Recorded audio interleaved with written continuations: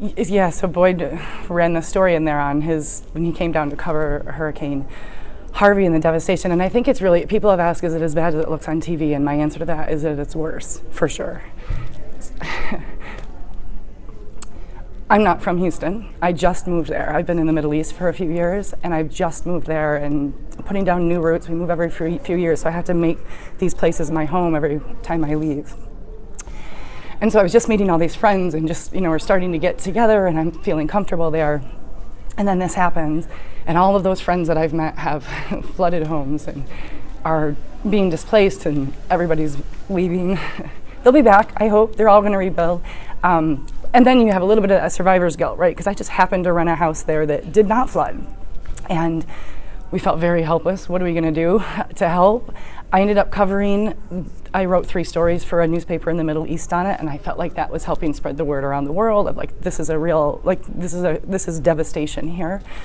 But when I was working through the week, it kind of took your focus away from the humanity of it, of sitting in there and really talking to people, of your neighbors. And when I got done writing all the stories, and we really just walked around and took it all in, we're like, this is really bad. This is going to take months and months and months of rebuilding. And a town you just moved to, when you've just moved to this place, it's going to be a very different experience now.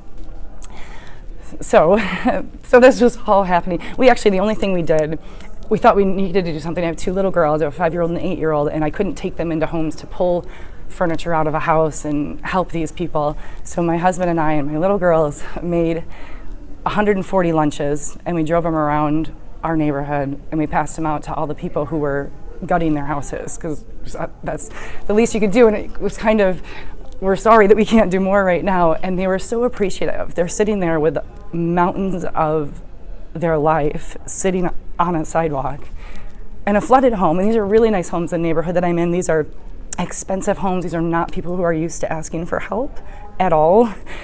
And they're not asking for help. They're doing it themselves. But no one has that much money to sit and rebuild that house, to sink into that house and rebuild it. So that was a weird welcome to Houston, Hurricane Harvey. And right now, my home, I move around a lot, but my home, the home I brought my children home to, is in South Florida, just west of Fort Lauderdale. So it's right in the middle of the state, in Coral Springs, if anybody knows that area.